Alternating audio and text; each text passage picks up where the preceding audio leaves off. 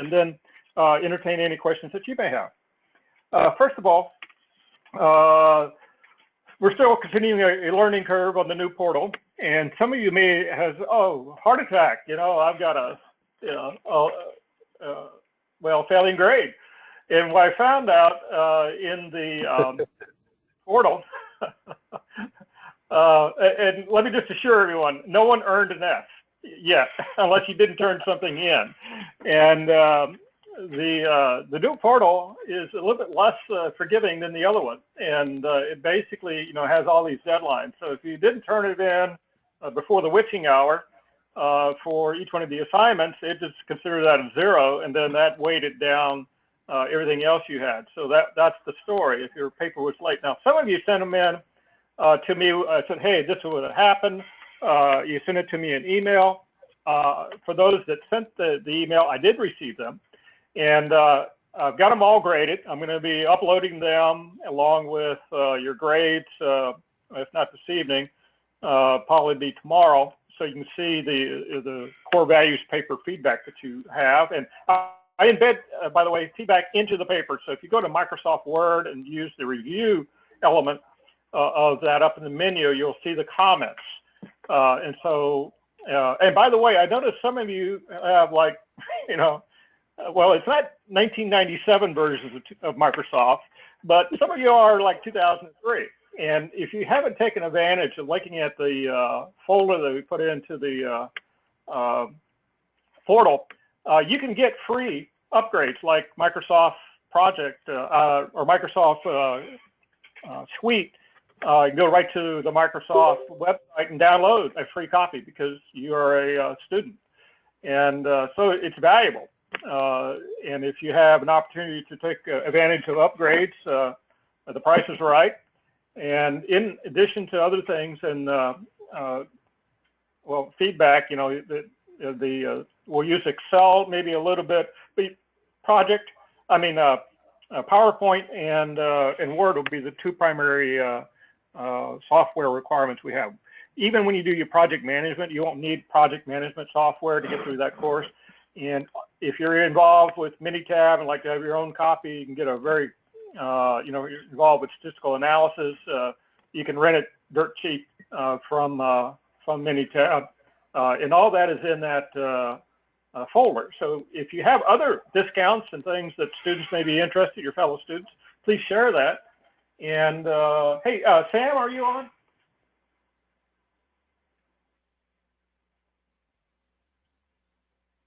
Yeah, I'm here. Sorry, my mic was muted. Okay. Hey, Sam, you mentioned, sent me a note about ASQ and a discount in there. Yeah, ASQ right now, if you go on and purchase one of their e-courses, they provide, it's like $20 off right now for the member bonus. If you purchase the book or the PDF from them, they'll give you 4 free courses. And okay. Current deal is until 30 April. Okay.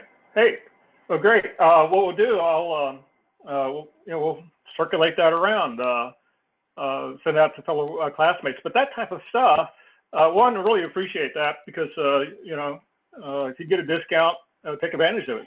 And for some of you in that listing that's posted, there are, for those that are in the military, there's further discounts and various activities that memberships that you may be interested in, as well as other type of like Prime membership is really a discount for students. So so take advantage of that. And what I was talking about is grading. Let me get back to that because I went off on software. Is that I'll embed comments often in either your PowerPoint or into your paper itself, so they'll be associated with it off on the side. Some faculty will just give you feedback up in the portal in a grade. And so there's different techniques, and there's always some variation. It's been my experience too with some of the papers about the formatting and whether an abstract, for instance, will be included or required. As I said, for this one, that it's not. But just when in doubt, double check with the faculty to be sure that you'll understand that a particular approach, for whatever papers you may do. And generally, there will be templates, as you had here for the previous assignments, to fill in.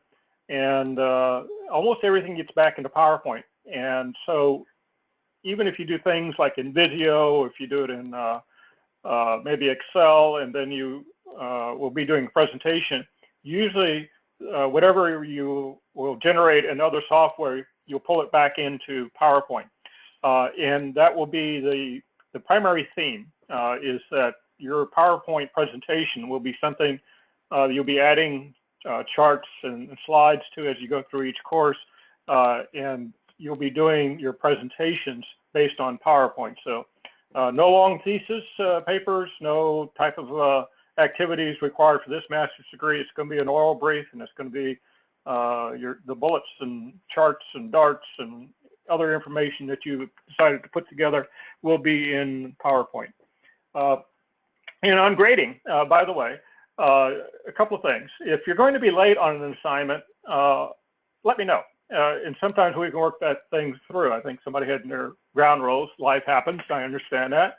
For most part, I think all of us are working adults. And my case, just to remind you, is that I'm working in sometimes secure areas, so I don't have communications during the day, and sometimes the days get a little bit longer than 6 o'clock. So when I get home, I'm not always checking my email right, as soon as I get out.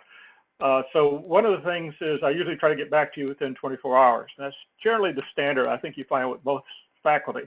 But if you got an immediate question, like on an assignment or stuff, if it's really urgent, you can send me a text message. I usually do check those sometimes throughout the day, but there may be a bit of a delay. So just have a heads up. And for those that, if once you graded and I accepted your paper, is that I've reopened the portal. Yeah, for those, and upload your assignment in there. So if you email any assignment, let's say for some reason you weren't able to meet the deadline, and then you coordinate with the faculty, is then be sure you went in and talking to the faculty, ask them if they're going to open up the portal so they'll allow you to upload the assignment. It's kind of the repository of record, if you will, of your assignments and the feedback in there. So after it's been coordinated with the faculty, uploaded into that, it will require the faculty to open up the portal again to allow you to do that. And so this class is a calibration round. Purpose of it is to get you used to all these things. And this was your first team assignment. So getting used to doing the rhythm, the readings, how do you check the syllabus, how do you work together as a team, that's all part of the intent. And you might find these things, which were a little bit looser in this course, may not necessarily be so in follow-on courses. So get all your questions out about, how do you do things. And I'll address a little bit more about the team and team approaches, but I want to hold on to that as we get to the ground rules and talk some more about that. So let me say, I think those were the admin things I wanted to share with you. Are there any other general questions any of you had before we begin our slides? Content for tonight.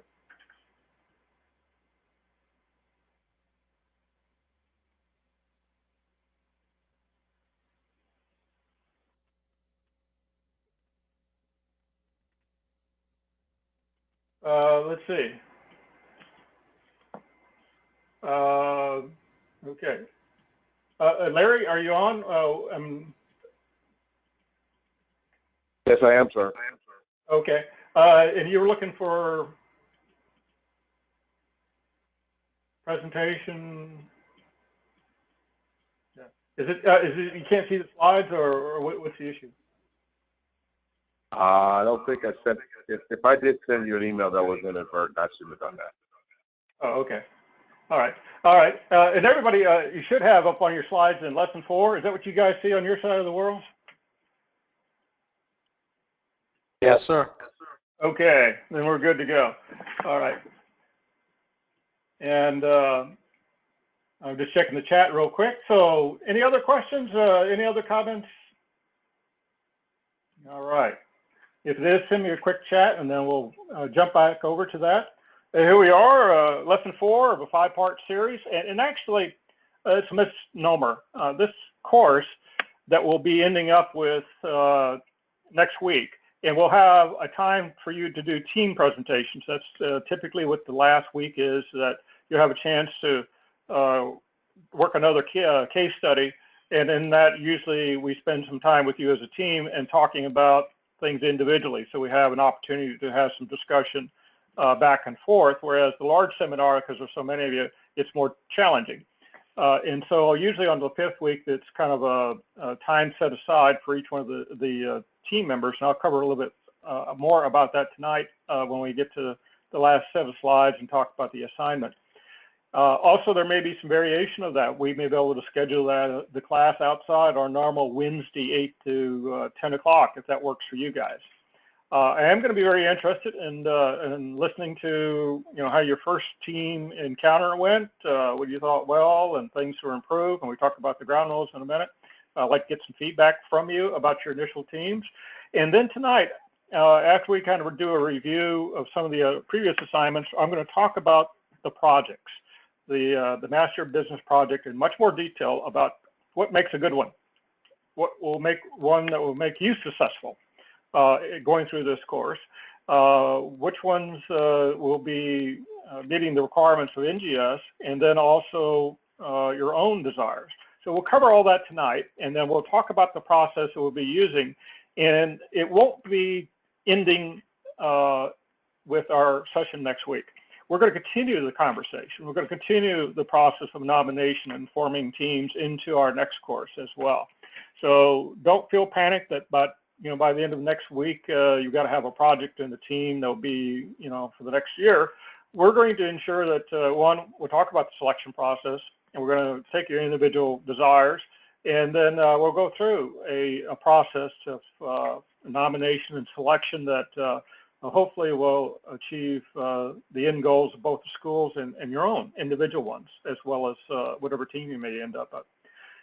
So having said that, we're going to have another exercise talking about use of a team. I am going to ask for your feedback if the current team that you're in, any dynamics, logistics, challenges that you found, or maybe things that went very well for you as a team. Interested in hearing both sides of that. And so let me move forward here with slides and get to some of your things that we had. Here's the teams we had, the 4 of you. Some of you have already named yourself. That's great. A lot of times teams, as they go through this process, if you get reorganized a bit or maybe jump on a project, a lot of times teams that decide, hey, they'll pick up something maybe that's pertinent from the project or maybe, something that's unique about each one of you. So do encourage that. That'll be one of the things we'll do. But right now, what you have is still like hot water into Jell-O. You haven't gelled into anything yet. And I'll be kind of the final arbitrator about which teams will be formed at the end. And I'll talk about my role throughout this duration of the curriculum and arbitrator of things that comes to projects or some slides. I'll talk about that later.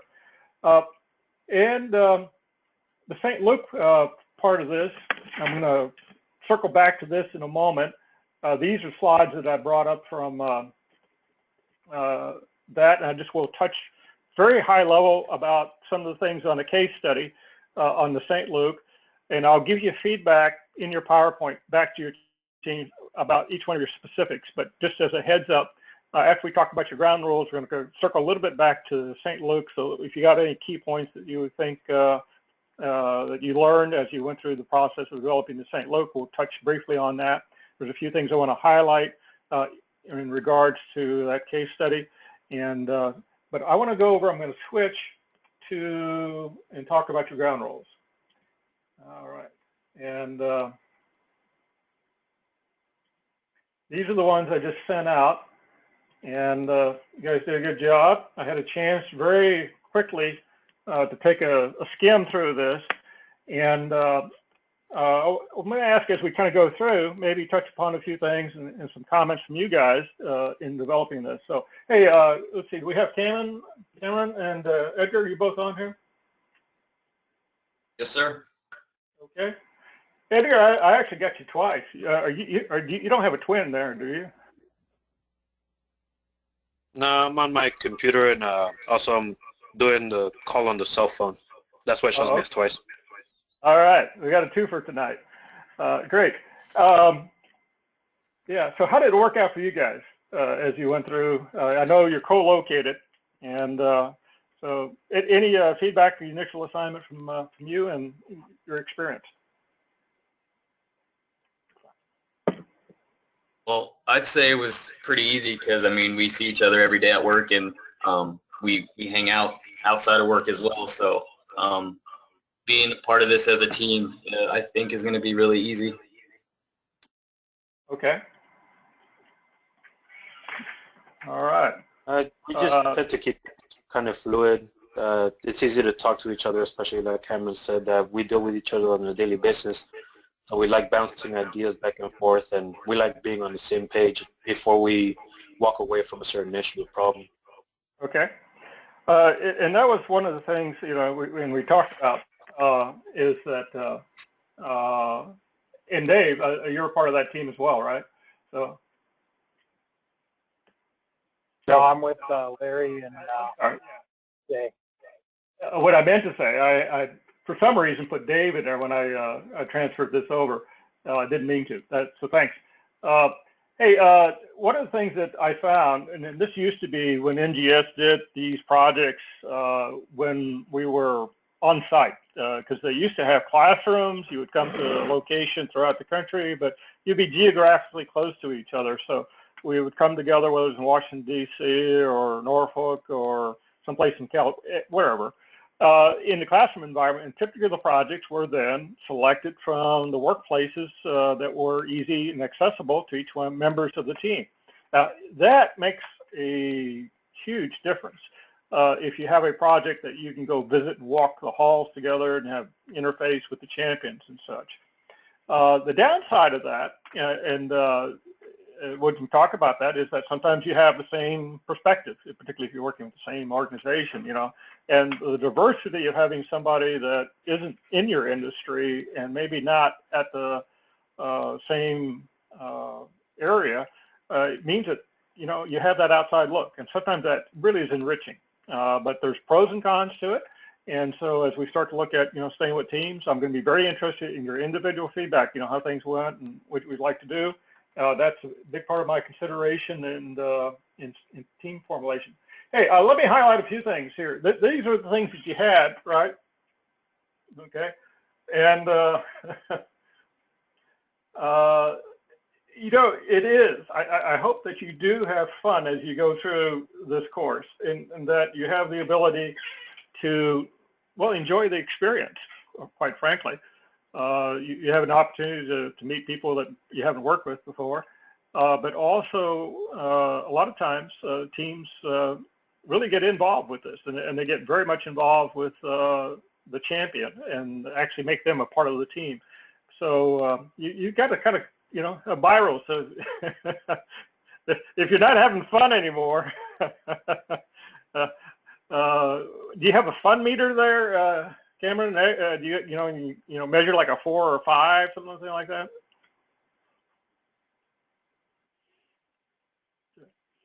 And you will later on, we will have an evaluation that asks you, how will you establish quality metrics for your own team? In other words, what will be the QA/QC procedures that you'll use to evaluate your own team progress? In fact, it'll be in project management. We'll take this a little bit further down the round, but so you had a couple of things in here I thought were pretty, well, maybe beneficial, to others to see as you went through. And everyone used the final product before final post. The things in red I thought were either interesting, I wanted to highlight with you, but also part of this class's name is best practices. And I'll just kind of, in my experience, and maybe with your own, this is part of the things I would probably say as I look at the ground rules that made other teams successful that have gone through this curriculum. So I'll share my own particular perspective of this and what I might have seen as a best practice of teams that have done very well as they've gone through this. And you may want to, by the way, modify your ground rules once you really start getting into the course material. You know, after a couple of iterations or a class or two, take a look at them and say, is this working for us? Are we able to instill the things we said in the ground rules and achieve them and abide by them? And the other thing that's important, and the reason I've shared all of these with you, is, you know, I've got, you know, a repository of things that I, you know, over my entire consulting career and professional career, pull out. And in different circumstances, you use them and apply them and hybrid them and marry them together. And so hopefully you, as you go through the course, as you gather text materials, as you gather great ideas from briefings and other students, you may want to, you know, have a place you can store it, you know, OneNote or Evernote or something that you can access if you're going to be involved in this field that may be helpful, and so that you can easily find it. When in doubt about communications, let your teammates know. So I really like that you kind of gave a heads up, you know, is that if I'm going to be running late, not going to be able to make it, don't let your teammate know at the time that you're supposed to be meeting, and do that kind of a heads up notification. So, and I like the out of the box thinking, because particularly whoever is not going to be in the industry that's in your team, they will often bring that really fresh approach. We've had, like a UTC, we had an Air Force pilot that was participating in the clean room operations, and he had actually had a friend that worked in the medical field that did, you know, clean rooms and type of things for surgery, and so they brought a lot of new ideas. This guy hadn't known these people and hadn't been on part of the team, they would never come up with anything that was different. And so your diversity is also a great value. All right. Hey, Cameron, or anything else that you want to add on your ground rules? No. I think for us, the main thing is just having fun while we do this project, because if you're not having fun, then it is just work. Yeah. Let's not skip the work part too much, because this will be work. And if you start to get to the thing that I want to, you know, emphasize is that have fun. And a lot of times, one of the things I always get back from students, man, the year went so quickly. Because your head is down. Things will come at you at a fast pace. If you're not staying up with the readings and get yourself into a rhythm about how you do not only the assignments, but your own personal work in preparation of the assignments, you can get, you know, snowballed a bit. So it's really important that you enjoy what you do, and then get a rhythm going. That's one of the things I would recommend to you. So thanks, guys. Let's go to team 2. You called yourself Synergy, huh? All right, let's see.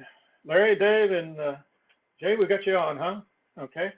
And any comments? Tell me a little bit about your team initial meetings, and how did that go for you guys? Okay, well. Yeah, go ahead.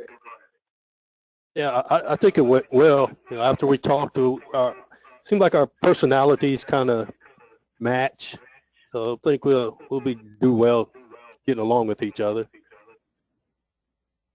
Okay. That was Jay, right?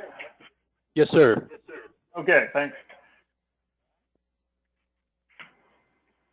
Yeah, this is Larry. I agree with what Jay said from our initial conversations, and then subsequently had some more follow-up discussions as it relates to getting this assignment done. We were very much in line and on the same page, hence the fact we called ourselves Synergy.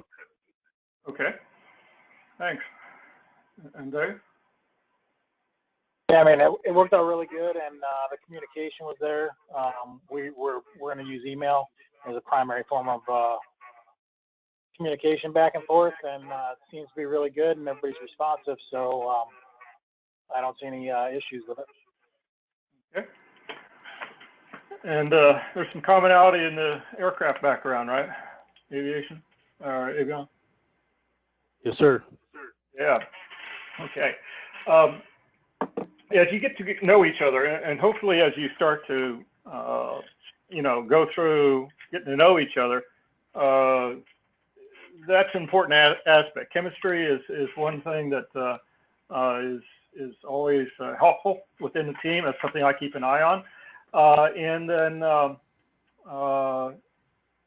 the contributions that we'd be looking for will be a balanced one. And we'll talk about some of the things that may be helpful to ensure that is happening. So email, you said here, and text will be one of the things that a lot of folks will do. That's one of the primary, probably best practice, of course. Time is being tracked and managed. I didn't highlight that, but it was one of the things that I think is very key for each one of the teams is that be respectful for each other and start on time, end on time. And sometimes in teams, particularly when they start to bond, they're in there, talking about, their experiences on the weekend and this and that. And then all of a sudden, the time for the assignment, the work part, gets cut a little short. So include the socialization that you may be having with your fellow members, but also be very conscious of time and having somebody that ensure that you're a lot productive. So that's a great one in here as well. What did you mean by what's a 2/3 consensus? What does that mean? 2/3? Are you pretty sure you buy into it, or 2 out of the 3 of you have to agree?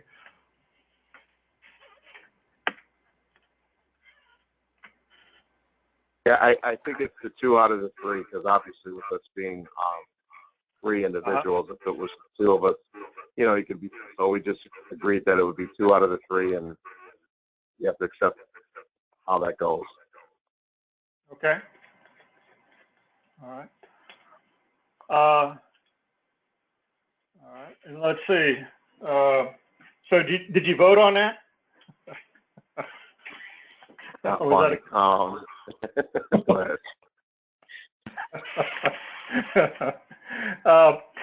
Here's the key point on this, is that be sure each one of you in your teams have a decision-making process. And be sure whatever teams that you manage that there is one established. Consensus is one, and particularly if you're involved with difficult and contentious issues, is one that you don't want to establish a ground rule at the time that it's going south. In other words, when the people are squabbling and conflicts exist, you want to have pre-agreement about what this means and how you're going to resolve issues. So you got a 2/3 thing going on, which means 2 you need to agree. Now, if each one of you disagrees, then there's going to have to be another mitigation approach, another approach to how do you deal with that. May or may not come up, but having a process you predefine and then how you're going to enforce it, and knowing that you're in that situation where you need to go to that, because sometimes in the course you'll have different ideas. I think we should approach the project from this way. I think the data collection, better do this first, and somebody else disagrees with that, and then you're trying to come together and say, how are we going to then resolve that? I hardly recommend that you try a consensus. And consensus, what does that mean? Can somebody give me a definition? It doesn't necessarily be from the team, but anybody. What's your definition of consensus?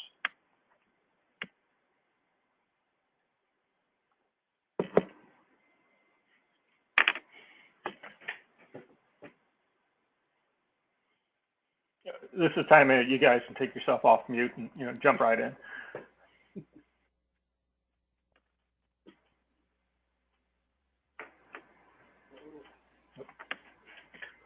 Anybody? Oh, I know somebody out there knows what it is. Definition of consensus. I'm sorry. I would say that it's just coming to an agreement, general agreement, harmony, a mutual understanding. Okay. Anybody else want to add anything on to that? Kind of a mutual agreement?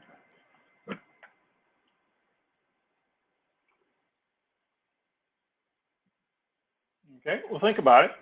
And let me just offer a couple of things from my life experience, and maybe it might match some of yours as well, is that this is a very powerful tool I have come to appreciate in any type of situation where there is disparity of thought, and particularly when the stakes are very high. You'll, like in strategic planning, which is one of the courses you come up, because if you decide a wrong direction of the organization, or people don't buy into it, and you don't have buy-in at the very top, they agree to achieve the overarching, they'll never agree when they start getting down to the specific areas of, when they actually have to do something and commit. And so consensus in circumstances, particularly where stakes are very high, and that's very important that you have buy-in. So I would add into that statement, it's an agreement, but it's more than that.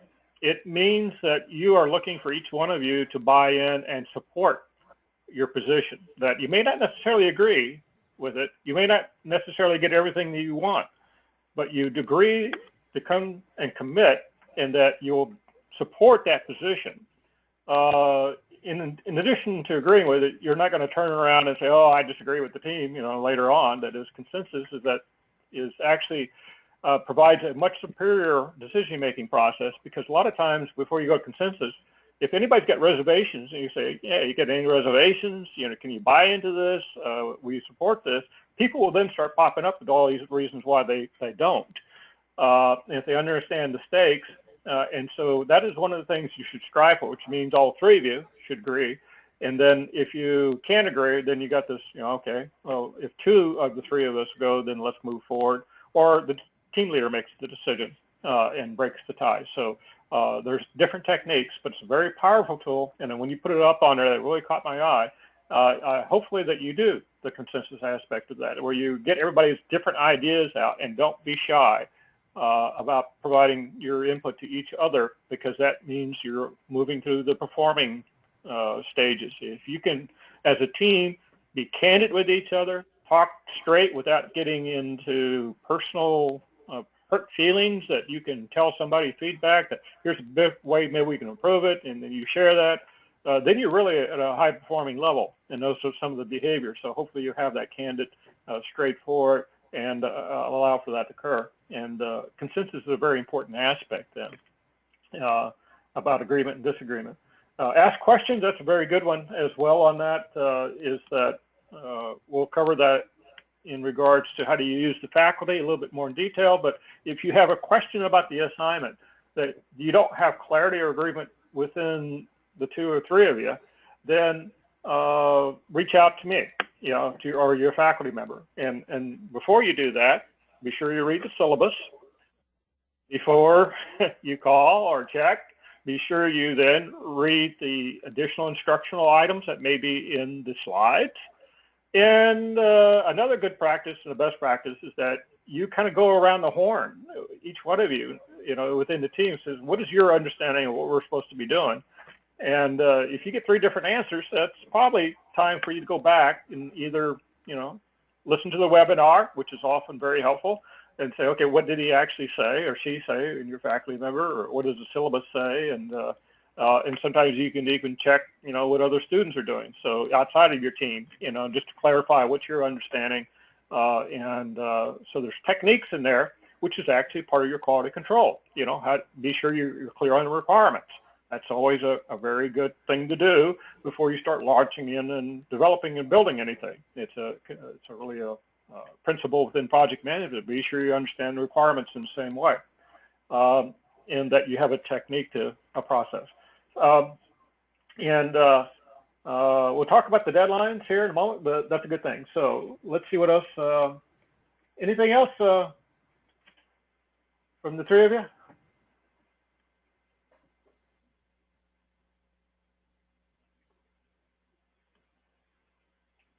Okay, silence is the other thing that I found, and buy-in and consensus rule, yep. And the other thing I found, by the way, is that never accept silence as consensus. Never accept silence as consensus. I don't know how many times I've seen where, in particularly important decision making, is that nobody said anything. And the facilitator went on, and then later on, when they got into more contentious issues of disagreement, the person came back and said, you know, I never agreed to that. Well, you didn't say anything. Yeah, but I didn't agree to it, was the response back. And so consensus, I've come to learn, is that you also need a verbal or a physical sign, you know, like, yes, I agree. Yes, I commit. Yeah, I buy in. Or a thumbs up. Sometimes maybe, you know, you get another, you know, hand type of gesture. But that's important. And I would just offer to that as a tip, and many of you may have other tips, but one of the things I found, particularly in consensus, do not accept silence as consensus. You always need a verbal or a visual, you know, buy-in indicator so other people in the room can see that too, where you stand.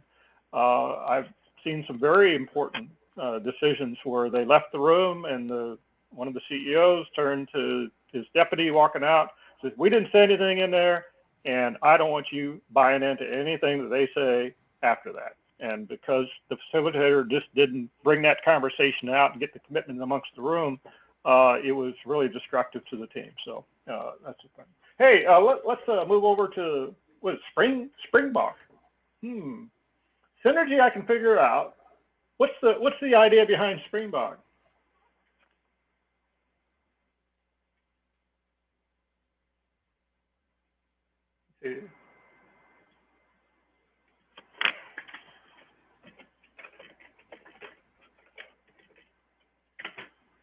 Takalo, are you on?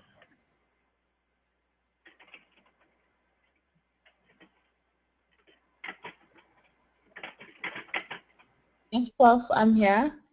Okay. The idea behind the Springbok, we came up with that just to incorporate the South Africanness to the team. Oh, okay. So if you like the Springboks, so yeah, that's why it's there. Okay. Because a Bach is, at least in kind of in German, it's kind of like a goat, but it's also the name of a beer. Oh.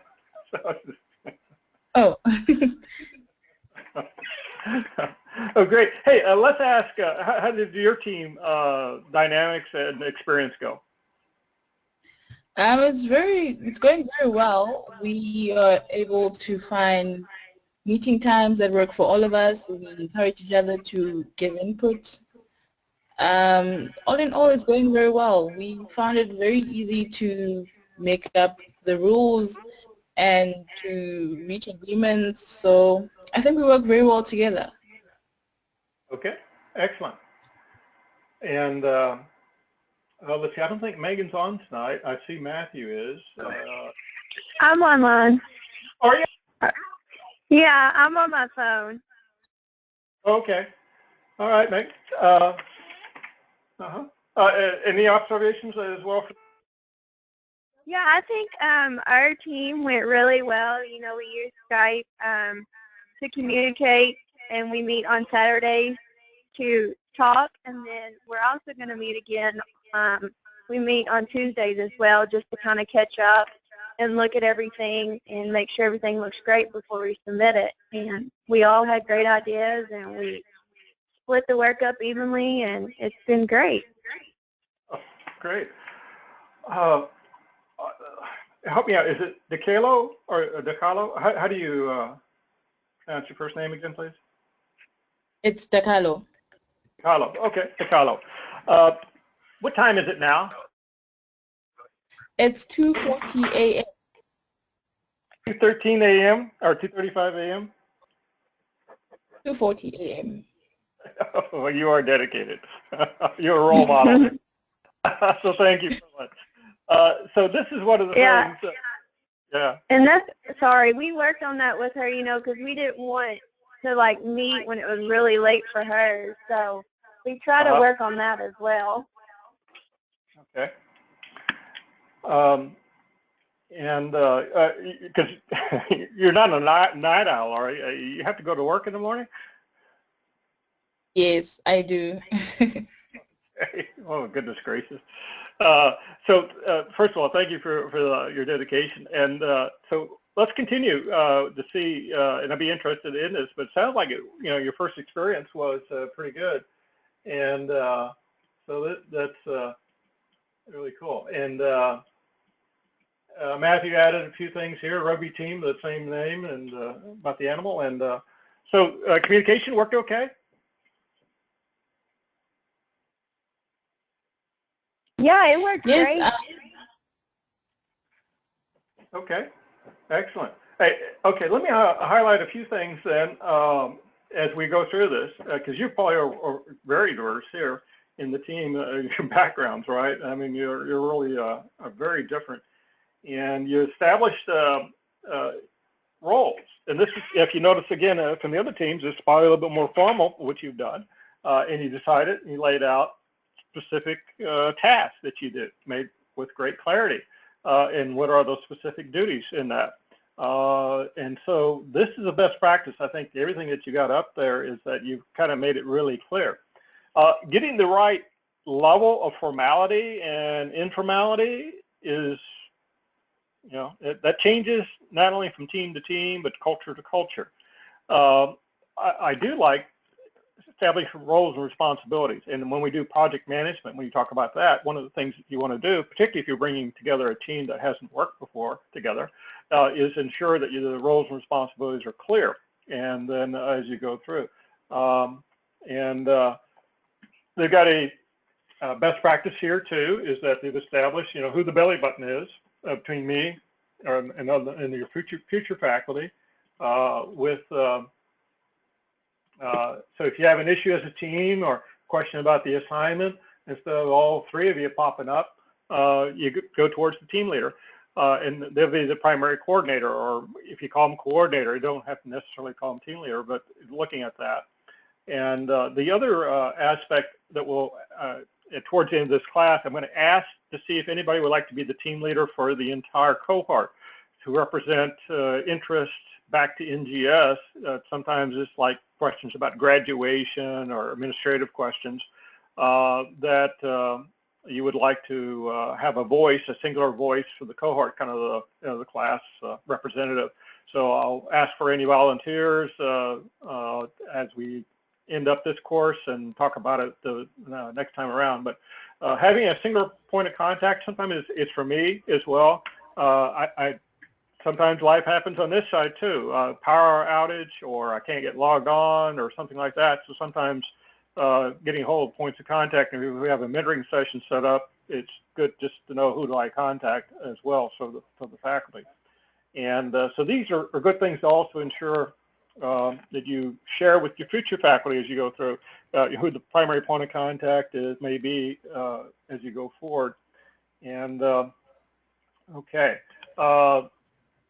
You got big picture and note takers, and that's also a very good discipline, by the way, is that, as I mentioned it to you last time, though it's not required by the school anymore, but having the capability to say who had what assignments, who was doing what part of the presentation, allows for equity, allows for you to, sometimes you'll switch out the roles. Some of you may be developing charts, somebody may be involved with the editing, the final look, how you self-task yourself. There's no specific requirement that you have to do from the school, but how you develop the task and how do you kind of share those and maybe balance them, and each of you have an opportunity to exercise an area that maybe you want to improve upon. Sometimes people have never been in charge of a team, never been a project manager. Some of you, well, that's what you do day in and day out, and you've done it for years. This is a safe environment where you can go through and then maybe, hey, I'm going to be the team leader. How do I assign work? How do we go forward if we have impasses and you're dealing with it? This is a very good technique, and sometimes it's very helpful in regards to that. Even there's been times where I've kind of stepped in with the team and changed that role just to ensure that there's that balance, and then maybe expand the experience level of an individual.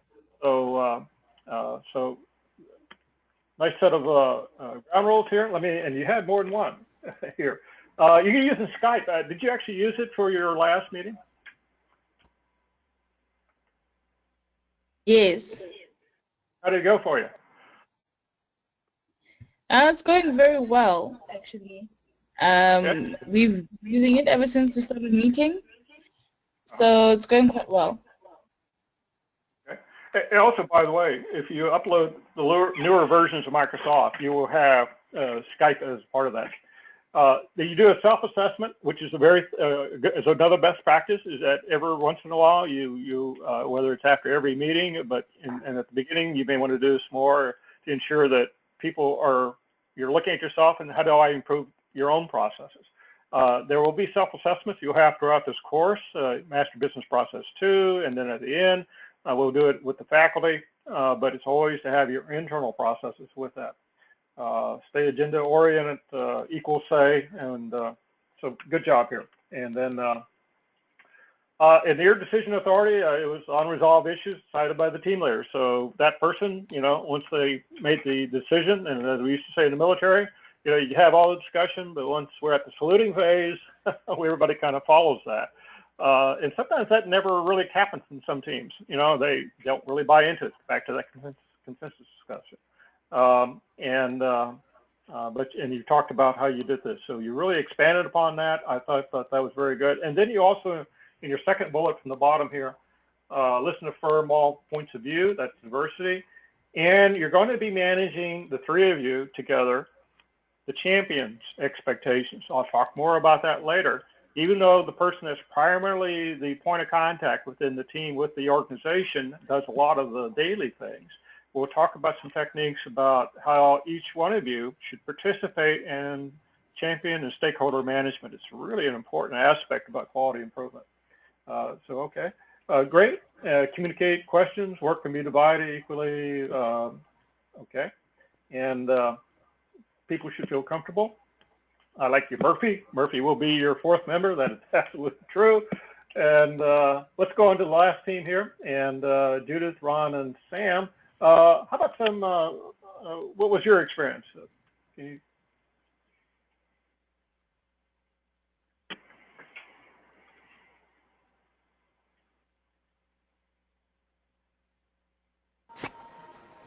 This is Sam. So the experience was good overall. We used a communication app, kind of like Skype, called Zoom that Ron turned us on to. So we all downloaded it and used that for communications. And then we set up a Google Drive folder on my Google Drive and gave them access to it so we could share files back and forth and provide any edits that needed to be made to the work as we collaborated. Okay. All right. Thanks, Sam. Ron or Judith? Hey, this is Ron. Can you hear me? Yeah, Ron, please. Okay. Like you said, we did our communications through Zoom. It was actually something that I used in personal life to connect, and it's kind of like a free service if anybody else was looking for one. It's kind of like a GoToMeeting, but it's just free, which is the price was right for me. Sam hooked up the G drive, which was really efficient, so we could just kind of have like all our master documents, so we didn't have to go back and forth. We just kind of picked out the documents off the internet, off that drive, and we used that as kind of like the master, so we wouldn't be redundantly doing edits on just multiple documents and everything. So it was pretty efficient with that, and we've been communicating ever since. Yeah. Would you guys mind that technique, what you're using in the technology and the name and the approach you set up, I think is a great tip. I mean, it would be one I would love to see if you guys could share also with your classmates, because a lot of people, when they kind of go through this, they're trying to figure out how do we share documents. And if you have a capability to have a central location, you all can get to it. It unclogs your email to a large degree. And there's a lot of different free type of things, different conferences, freeconferencecaller.com, Skype. And so always looking for additional entries into it. Sound like you guys got one. So would you be able to do that, you think? Sure, no problem. Thanks. And if you put it into the portal at the, where we have at the bottom, best practices, we'll include that, and we'll give you, if it works out well and it continues to meet the needs, we'll include it part of the best practices that and techniques. Okay. I really like also that you guys talked and thought about ahead. What needs to be communicated, what are the time off, what are the things that we may be on vacation, deployments, travel, having a baby, whatever you might be going on in your lives, is talk about that and understand, what may be happening. We've had some students, and particularly in the military, they're going to be deployed to a war zone for 6 months, and it's not exactly something that we want to deal with at the time. We want to be able to anticipate it, and usually if we have enough lead time, we can deal with it. Okay. And you got a standard format, a log. You really got some structure here with that. And I think that often, if you set up good disciplines at the very beginning, good techniques, they will sustain you. And particularly when the assignments start to come faster or a little bit more, not having set times to meet is one of the biggest killers. For teams, I really recommend that you do establish a regular time, regular date that you get together and talk through, exchange ideas, not just through email, but have some type of dialogue interchange, and that you do that on a regular basis. And you'll have to get the, what's the time frame, because you need to back off from Wednesday, basically, when your assignment's going to be due, when you want to have it done, the draft's done, and then as you have also in the ground rules, let's do those checks on it, the QCs where we turn it in, to be sure it's error-free, done on time, done to the standard. And so having those techniques into place, each one of you have a different rhythm because of your dynamics, and you really, as I said, had several great practices here. Any other things that you, and also you kind of, the thing I thought also you very much had in here is that is feeling stuck or falling behind is that, one, you got a support group in your team, but also one within the entire, activities here, is that if you're feeling stuck or getting behind, teammates help you, figure out what the individual assignments are. They help you figure out what the overall team assignment may be. And if you're feeling stuck, you always can get a hold of me. That's one of the things that even if I'm not teaching you a course, I'm going to be with you the entire thing. So if you get stuck, you check with your faculty, and then you can also check with myself to ensure that you're not getting behind. And so there's a combination of things in here, and you talk about risk and approvals and all those things, the clarification. We will talk more about how do you escalate things. If you can't resolve things through your own, in other words, you're trying to follow your ground rules, okay, but there's friction, you're not working well together, then I'm the one who also has a whistle and a striped shirt, okay? And sometimes that is my role then, is to bring resolution for things that you cannot come to agreement within a team. And hopefully that it doesn't occur, but I will say in my journeys that has occurred upon occasion. So I'll be the arbitrator. I'm also kind of the arbitrator amongst any conflicts you may have with other faculty. Kind of like the general contractor, if you will. There's other faculty be teaching you, but if you got a conflict between something that was put out, let's say, one course or requirement, then they told you, say, let's change your problem statement, always check with the lead faculty, which would be myself, and then we have escalation. Then we can always bring things up to the academic affairs if we can't get resolved in this thing, but it's very rare that that occurs. So you want you to try to solve things at your team level, and then if you can't fix it there, I'm the arbitrator, and then if we can't figure out an amiable solution, which is very, very rare, then we can go up with the academic affairs and all that good thing. So, you really got quite extensive. So did you come to a consensus on this?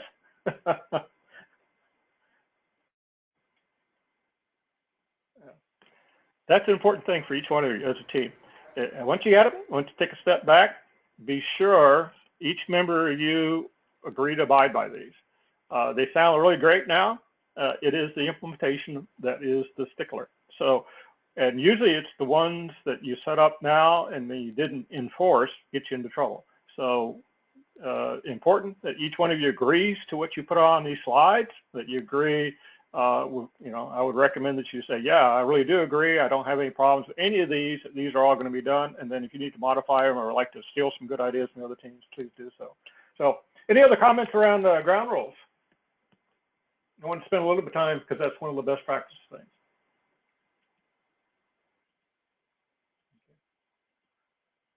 All right, so let me switch back over to the slides. It's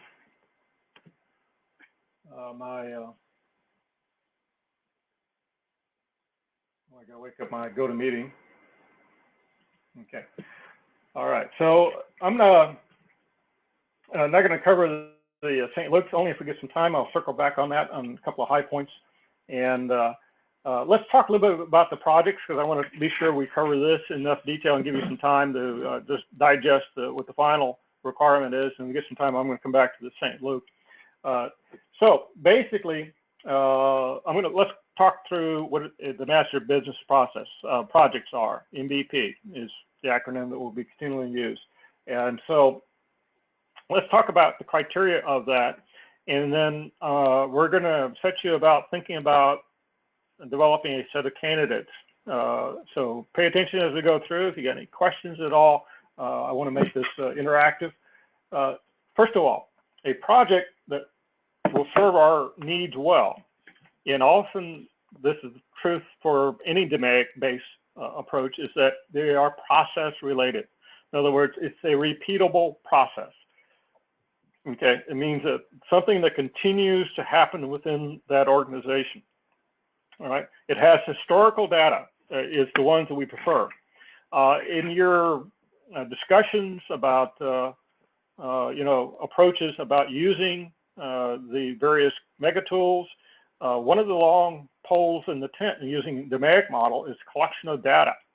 And if you don't have data in the organization, in other words, you have to go out and develop a collection system, you know, through observation or over a period of time so you get some trend data, well, that may inhibit a team that's running on a clock.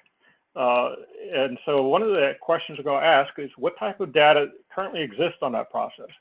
And if you think about that, that means we're not looking at a new process that an organization may need. We're not in a requirements development type of situation where we are looking at developing a new process that hasn't existed before. Those are not usually the best projects to use within NGS context. So we're looking for something that has historical data, that it's repeatable, okay? That is important. We are looking at a project that would be one, and typically the projects that I've been involved with, there's been six-figure ROIs associated with it. Now, does it have to be that, you know, large, you know, financially? Well, no. Some of you aren't in very large organizations, you know 6 figures to a small business would be huge.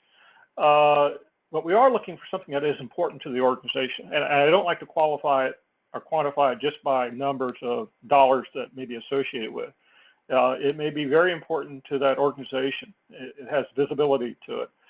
It's going to have, in addition to that, it's usually going to be one of the areas around cost, quality, or time, or maybe a combination of them. In other words, something that's not meeting the deadline, something that maybe is costing too much in overtime.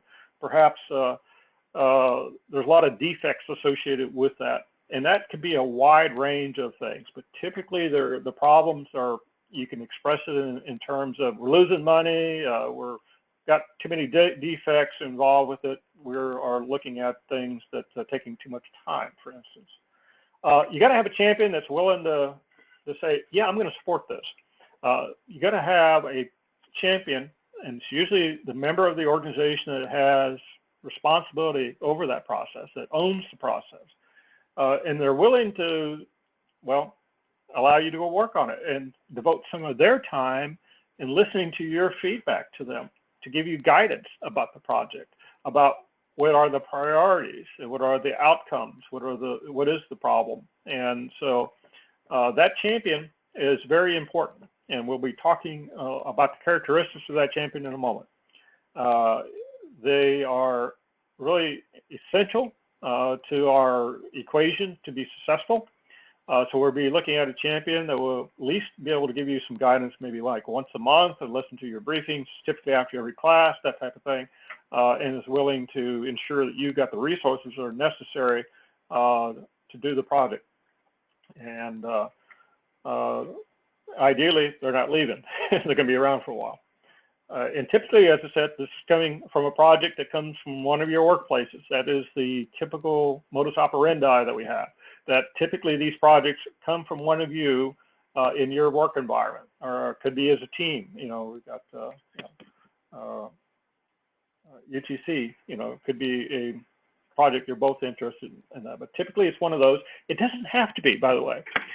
We've had students go, for instance, and to nonprofits. And they did work for, you know, people, charitable organizations that somebody knew, they were a member of, and so they said, hey, we can give them some free consulting. They could, charitable organizations often are very dysfunctional because they got a lot of volunteers running around. They don't have maybe documentation of processes. So that's another idea. It doesn't have to be in your workplace. It can be another organization that's outside your own. Maybe you got a family member that's trying to got a small business, or that could use some help, okay, in that you can do this, but you can't be the individual that's the champion. So none of you, if you're starting up a business or you're working this, you're preferably not the champion. You can't be the champion and the member. So you can't be the final decision authority on the project. You have to be distinct and separate from, and we have to have a champion that is different from the student. So if some of you wanted to figure out, you know, how do I get into real estate and, you know, flip houses, and you want your fellow students to help you out with that, that's not going to go. So, and then we are looking for some measurable results. Now, at the end of the day, we will have typically, as I said, a projected, if not an actual ROI, return on investment, a financial one. The school requires that because, one, there's some formulas, financials that you'll need to know in figuring out what an ROI is, the return on investment from the good work that you're going to invest. The other thing is it helps us figure out the importance and scope of that, but it's not the key indicator or criteria that it is a large dollar amount. We will. I'm going to be with you, okay, going through this process. Okay, here's some other things to think about. All right. We had a team, it was a Coast Guard team, right? And they decided to work on a project of improving buoy repair. You know, if you go out, you know, coming into any harbor or off the coast, you know, we've got a lot of buoys. Well, okay, let's do this for the entire Coast Guard, or East Coast, I guess it was. No, too big. Let's look at maybe one division, one area, one sector of that. Let's narrow that down. Let's look at not necessarily having something that has a lot of moving parts. So we had an organization which was had multiple geographical locations. They had a similar process and problems with each one of those. It's okay. Let's take one of those, and then we can always expand it. And by the way, for NGS projects, it's always better to go a little bit smaller and get your arms around it and get some good results than starting too big and then figure out, whoa, I just can't collect all this data because we got too many people to coordinate with, too many elements involved with it. So complexity is one of the things that we will look at. If it is a very technical area, in other words, it is something that, you know, we've got biochemists in the course here. We've got folks that, you know, may know the business in and out, and you're looking at a technical solution that only the people that may have had training or background in that is not generally going to be a good project. It's more of a problem solving. If it's a technical problem solving type of project where it requires special expertise, we generally try to stay away from those because we want, well, folks that work on processes. So focus on processes. We had an oil industry example we had at one time, and they were trying to figure out how to put coating on pipelines to reduce rust. Well, it wasn't a process; it was a chemistry issue, and so we kind of stayed away from that. If the champion says, "Yeah, this is a great project, but I'm under a deadline. I need it, like next month. I need we're hemorrhaging money or dollars or something, and if we don't fix this, that's probably not going to be a good project either because you're here for the year." And so one of the things is finding something that will allow us to work throughout the duration that has importance to it, but not necessarily a super urgent. Now, sometimes we can do this in phases, that we can do things and get an interim deliverable and still continue to work on the project throughout. And so the other thing is we look at is whether or not the organization is employing other resources on the same problem area. And for instance, if we have an organization that brought in an outside consulting firm, they were doing a Six Sigma project on the same thing, and the champions got a brainstorm and said, "Wow, how about I put another team on that, and then I'll have two sets of different recommendations I can choose from, and then I'll be able to choose the better one of the two." Well, part of that becomes a problem of conflicts of interest, and sometimes, particularly if you're in government, you're doing work with a contractor that they're getting paid to do, and then you're, taking work away from them. There may be conflicts of interest. So we need to know whether or not this has been worked on before, or if they're going to have a team employed. And sometimes students says, "Well, how about we already got a Lean Six Sigma project underway? We got a team working on it, doing a Kaizen event. Can we join them in their journey?" And what happens is that we are probably going to be at a different pace than they are. We're going to maybe using different tools than they are, and that we may be having different described academic outcomes than what they are. So it's best for you to work on it solely and not join into an existing project and then try to blend into it. Those usually don't work out too well. And then the other thing, the organization, if they are doing a downsizing or laying off employees, or they've got a for sale sign out front, and they may have a change of ownership for graduation, another consideration. So this may sound like a lot of criteria or maybe a lot of prohibiting type of activities.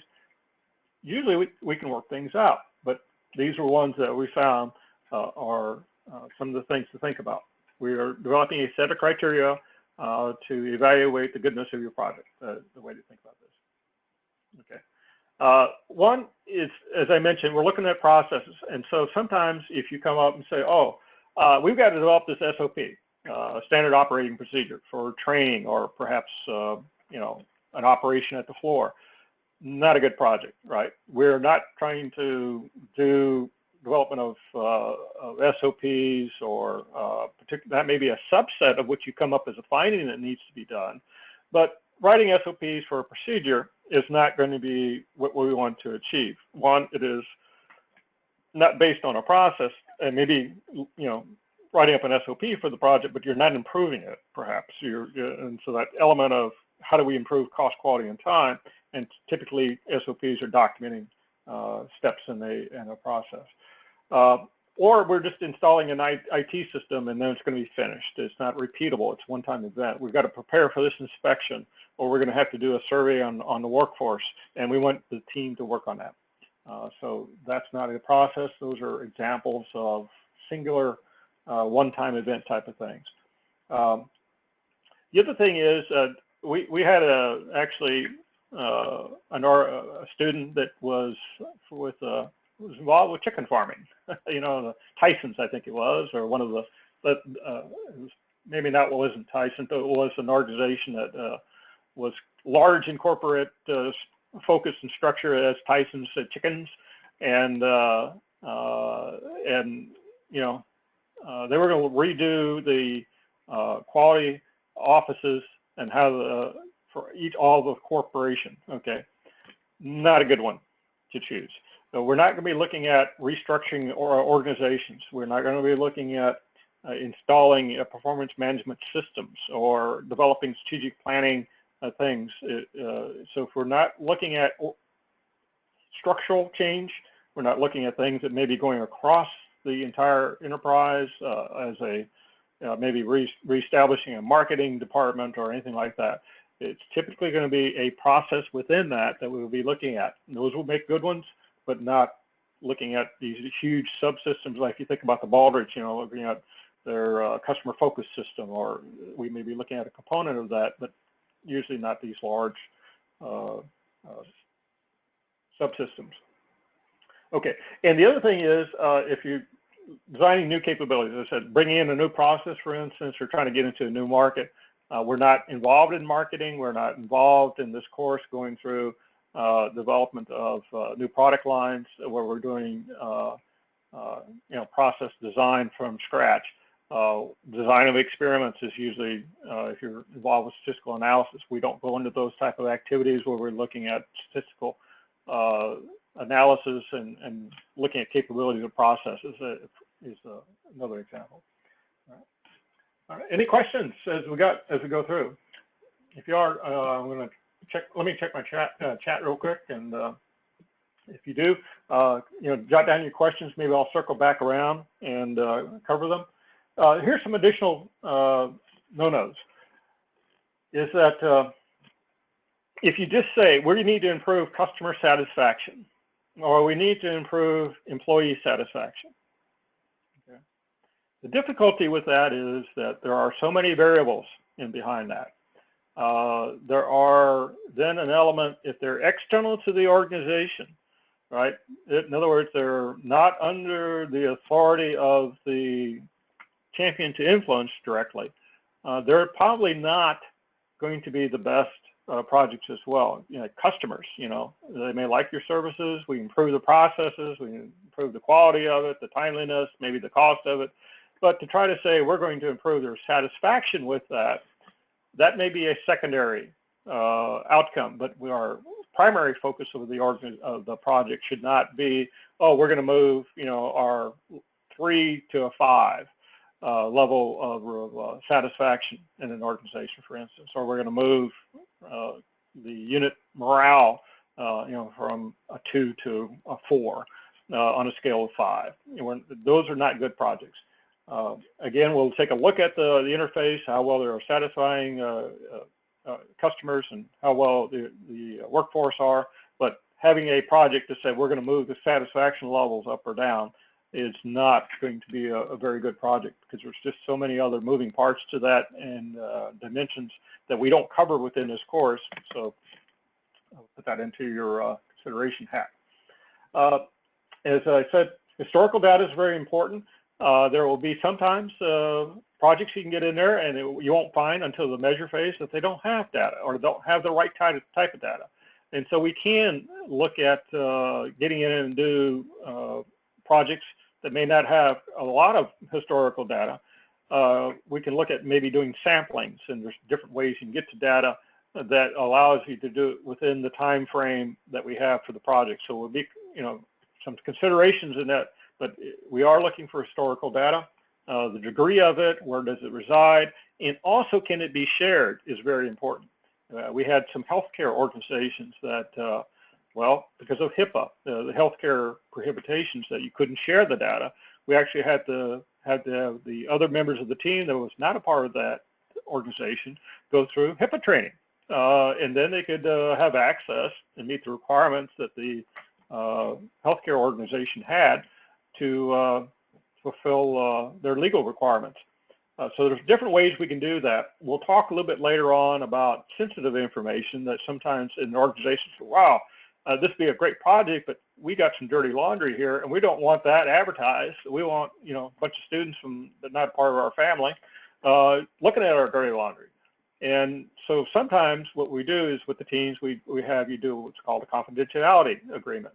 Is that we may not use the organization's correct name, or perhaps we'll use redact information that may be sensitive, or we blot it out, or we do some things with that. So there's ways to get around that. But data is an important part. And once we get into this project, remember what we do, the data and the information and the results are owned by the champion. We are using this data to help improve that organization. We're using this data to forward your academic learning. Those are our purposes.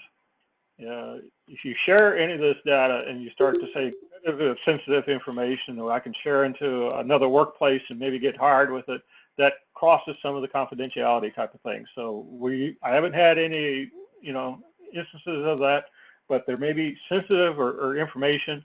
If there is that type of issue within your organization, let us know during the nomination process, and then we have enough experience to figure out whether or not we can get around that. And sometimes it's a negotiation with the champion, but don't necessarily write off your checklist saying that. Okay. One of the things, again, there's a difference between problem solving and process improvement. Problem solving is typically something that is narrow in scope, that is short term. You're fixing the symptom. We got holes in the parking lot type of thing, and we're just going to return that to the status quo. We're going to fill up the hole and we continue to drive. Well, organizations have kind of similar type of things. Okay, we just got a problem. We don't have people clocking in. Okay, well, we can put up a new procedure and fix that. That's kind of a short term. What we are looking for is something that is longer term. In other words, it's going to not just be a one-time instance, but we're going to take that process to another level. We're going to improve it. We're just not returning it to status quo and fixing it, but we're going to take it to a higher level of being more cost-effective, more efficient. We'll have indicators of higher customer satisfaction, all those type of things. So we're not just looking to try to get something back to where it was. We are looking at to take it to the next level, and that's what we desire to do. That you're going to have to be able to identify and eliminate or reduce the impact of root causes of that. And so that we have the capability to look at the organization and know that we're going to return something that's not just currently going to provide benefit, but it's going to have future impact for the organization, if that makes sense to you. Okay. And again, process steps. If you can't put the project on a flow chart, right? And some of you may have never done a flow chart in your life, and others, you dream in flow charts, right? Here's my start point. I dreamed about this, and at the decision point, went off into, utopia here. Some of you know how to do flow charts in your sleep, and some of you may never have wouldn't recognize a diamond from a data entry symbol. But in our approach is that we're going to actually have you develop a macro flow chart and lay it out in steps. And if you can't do that, in other words, you can't figure that out, then it's probably not a process. It's probably one of the other things we just talked about. It's maybe an event, or maybe it's a restructuring. We had a baccalaureate team at one time trying to establish a new library system. Well, that's not within scope because there's too many things going on. So you have to be able to have something you can say, a start point, end point. There are steps involved with that. And one of the things you should think about in your head is, can I lay this thing out on a flow chart? Does it have logical steps where things go through and value added occurs to that, and they develop a product or a service out of that? And so a lot of times you come up with this, and then we get to a point and say, oh, okay, we can't really describe it in this way, so perhaps it's not truly a process. Okay.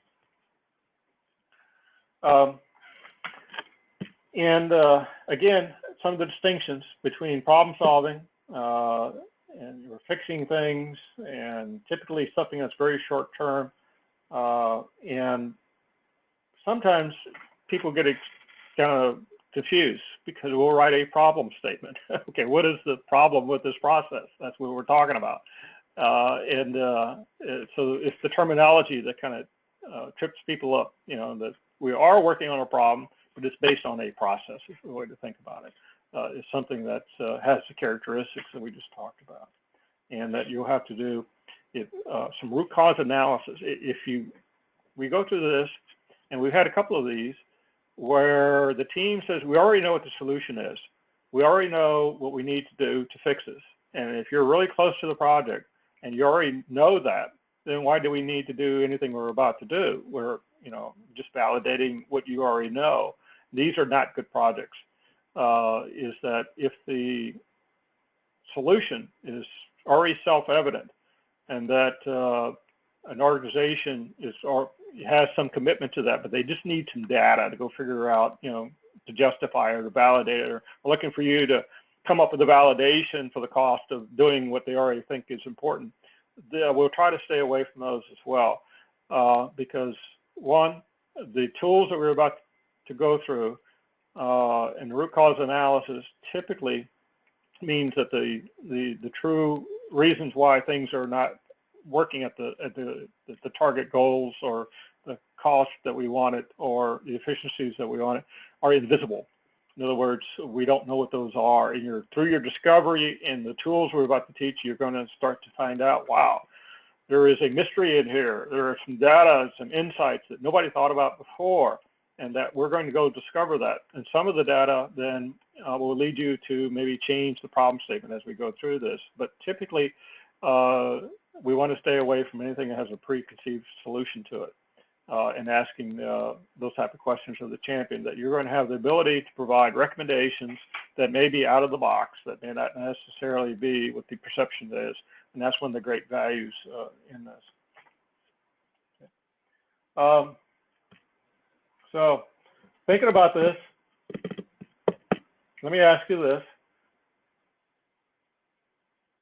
Which one of these are processes and which one of these are problem solving? So I want you to scratch your head for a moment. I know I've been talking.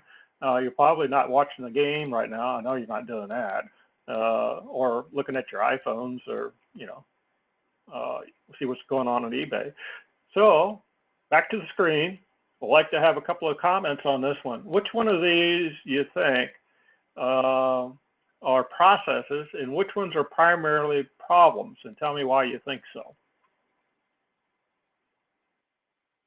Fix holes in the parking lot. Problem solving or? Hi, Professor. This is Ron. Can you hear me? Yes. So yeah, fixing holes and decreased warranty, I think, are problem solving because it's something that we're reacting to, right? Okay. All right. And other criteria, we're reacting to it. Okay.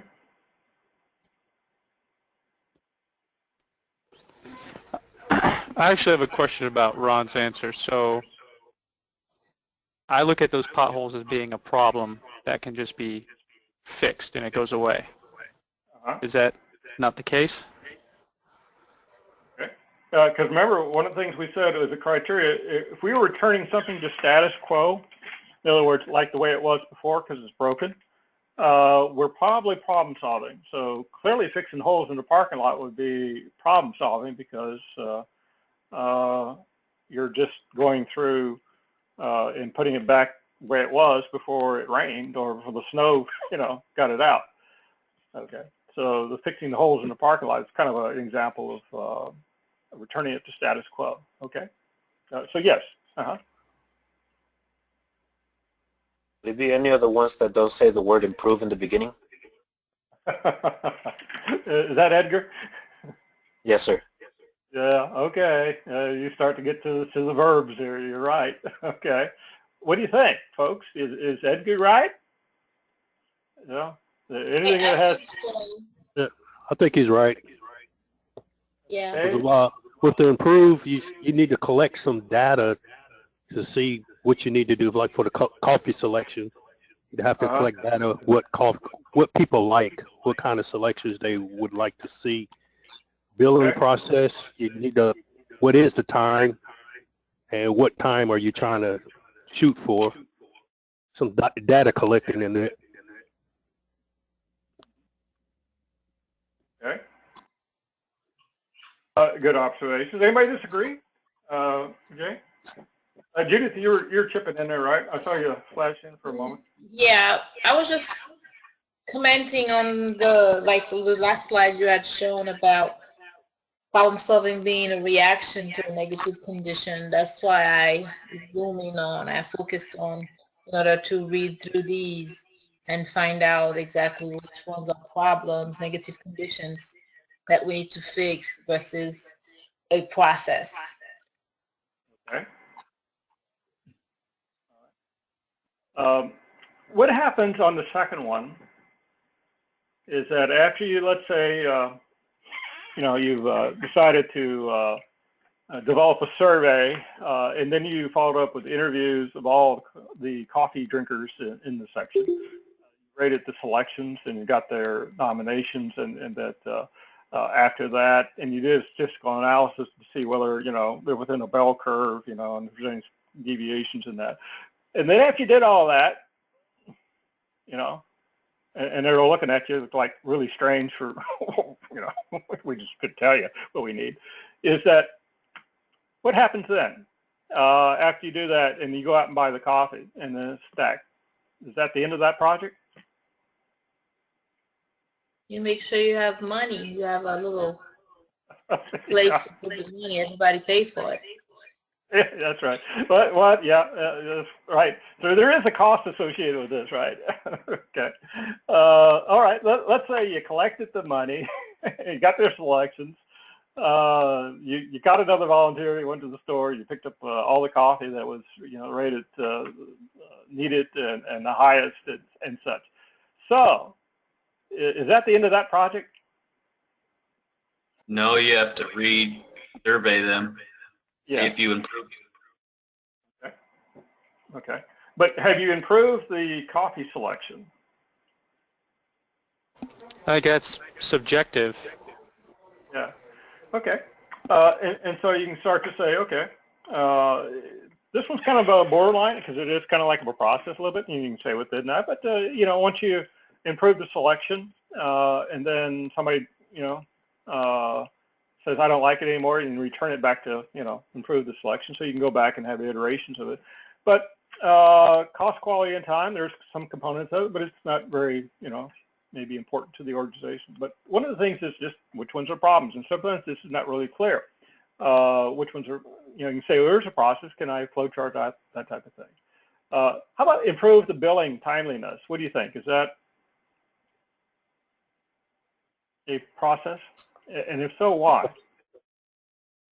I actually It's a process. want to say that this also could be viewed as a problem.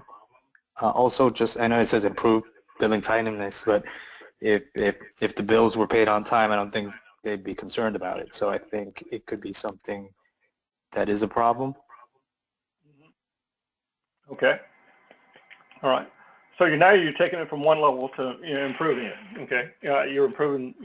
There is a improved billing, and there's probably a process of that. In other words, there's steps, a start point. There's a service or a product rendered. Somebody's got to send out an invoice. Somebody's got to do the review. Somebody's got to go, collect the money. There's transactions involved. So you got all these things have to go, and there's probably historical data for that. In other words, there is data about other bills that you can look at. And so if you start to take a look at that, that's what some of the criteria we've been talking about. And then you look at this and probably flow chart it out, right? You can start to say, oh, here's a start point, when the service is rendered, and endpoints maybe when the account's reconciled or payment is received, something like that. Okay. How about the patient blood analysis cycle time? Is that also, what's your opinions on that? That's a process improvement too. Okay. All right. All right. And that's exactly what it was, is that improving the cycle time. It's based on a process. It's repeatable. It's something that goes on all the time. Whereas your coffee selection, there's maybe you do this every once in a while, but maybe you don't do it on an ongoing basis all the time. Improve. You could, so you could apply it to that. And fixing potholes. DC, they don't do any of that. They just leave them until the cars fall in, and then I guess they pave over the cars because they get pretty large. So it's a repeatable process, but it's kind of a problem solving. Return to status quo, and decrease warranty claims. Now, it doesn't say improve, but that one says decrease warranty claims due to defects. Is that about improving something? So part of that would be process improvement, where you're fixing your defects in your processes to fix the defects in your product, and then your warranty claims will go down, which will be actually solving a problem, right? What you're going to do with your process improvement on your product. Okay. And so even though the verb isn't saying improve, the intent, the outcome is to improve. In other words, if we get less people sending us things back because it was defective, that's better. And so we want to eliminate the defects and decrease the number of warranty claims we have to act on or pay out, whatever that might be. So don't always focus in on the verbiage of this, but just kind of think about this. We want to try to be sure we're focusing on repeatable processes, ones that are has historical data and sufficient in scope. That, you know, some of these, the other opposite ends of having too much to do is having not enough, and that is that you can do the project and have it finished in the next 2 months. So we're going to have to see if we can get something that has the right striking of complexity, scope, that we can take a look at. And a lot of times the processes you'll be working on are cross-functional. In other words, they go across a department, or perhaps more than one department will touch it. And we want to be sure then, as we go through this, we want to see whether or not that champion owns that process, and whether or not, you know, the organization that we're talking about, you know, that we have to deal with just one champion or multiple champions that own the process. That's another part that we'll talk about, is that we hopefully get the senior champion here of this. It must be, one, a supporter, as we talked about, but also has the ability to give you the resources. In other words, we'll make the data available to the NGS team. Sometimes if it's in proprietary systems, in other words, you've got stuff that in your software that you've got that is inherent to the organization, is how are we going to share that information with the other team members? So one of the things when we talk about this, when we look at the projects, is it exportable to Excel? You know, something that maybe we can share with the other team members about the data, about reports, and maybe the timeliness and those type of things. The champion should then be able to do and tell the folks, hey, you're going to let's cooperate with the team. I'm going to help you get the resources to you for this free consulting, and for your price of the recommendation, I'm going to get you the resources, and they should have that capability and willingness to share that with you. They should be certainly involved with this. In other words, that they have a stake in it, that they feel this is important. They're willing to say that this is important, and to their own performance goals or objectives that they have, and that we'll be asking for them to have some commitment. That at the end of the MVP, you'll provide recommendations back to the champion. Are we looking for 100% approval? That'd be ideal. I mean, that'd be ideal in every work situation, but is that reality? No. A lot of times what you'll provide is a set of recommendations, and they'll say, yeah, I'll consider that, and I'll take that under further advisement, or I want, you know, have my team look at further analysis of that. Most part, though, we find the champions will make a commitment, though, that they will act upon that, or that they will find the logic in it, and they will provide you feedback on it and say, hey, you know, the team did a great job. Here's the recommendations. I can't act on them now because I don't have the funding, you know, but we are looking for them to acknowledge that your inputs were of value, and we're looking for things to be implemented. And part of this is working with them throughout the entire journey to ensure that your project is achieving outcomes and results, and that we are going to be looking for a commitment from them. We'll ask for them to sign off on your project and say, okay, here's the recommendations I accepted. Here's the ones that I may have thought about further consideration, and what will be a red alarm for us is that if you don't get any of that, no, I don't agree with anything that the team comes up with, and then that's an issue. And we shouldn't find out about that at the end, by the way. Okay. So the senior champion, there's a distinction we have. This is the one that has he or she has the capability, the authority to implement your recommendations. And then we have these, sometimes they're called daily champions in our vocabulary. You may have different names from within your own workplace, but typically the senior champion is the process owner or systems owner, and then the day-to-day are the ones that are just touching the projects. They're the techs, they're the ones that are subject matter experts. They may be lower and usually may be working for the champion, but basically they will be sharing information, sometimes are the ones that you really coordinate with on a day-to-day basis.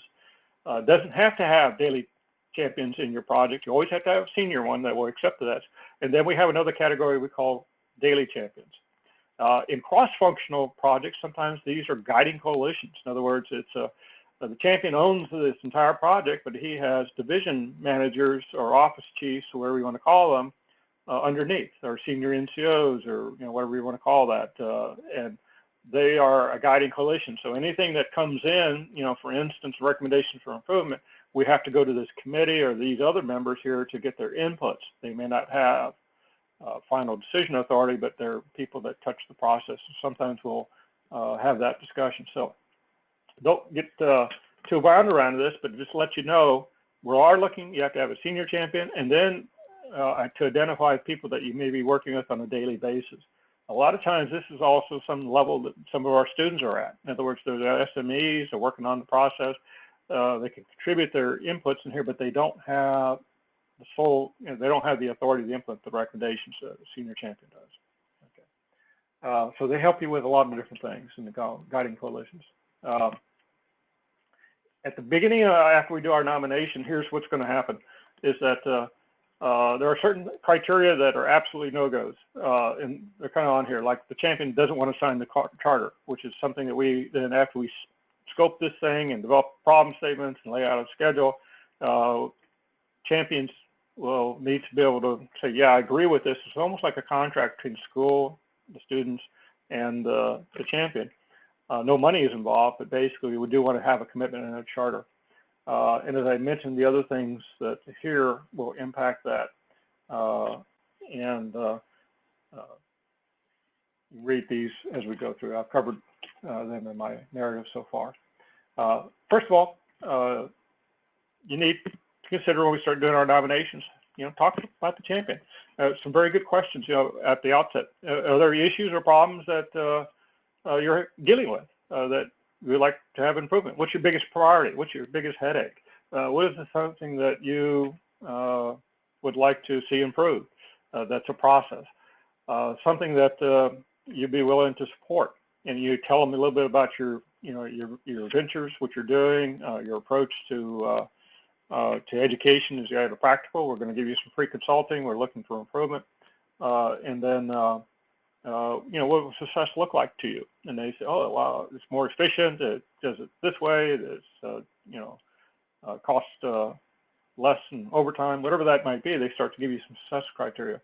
But you also have to kind of tell them what their responsibilities are. Okay, if we have this project, we're going to need a little bit of your time, but at least once a month, or maybe once every 6 weeks where we sit down and talk with you. If not, we need to be able to have access to this data. We need to be able for you to interface with my fellow team members, for instance. And we're going to give you some recommendations that you will implement. So you kind of talk to them also a little bit about that. And thinking about the questions you may ask, here's a sample list of that. Areas that you like to have some improvement upon, or the problems. And some of these you may have already identified. Maybe within your own organization, you already have something that you think is going to be very, very helpful. If it doesn't have a start end and an end point, start point, end point, what's the scope of that basically?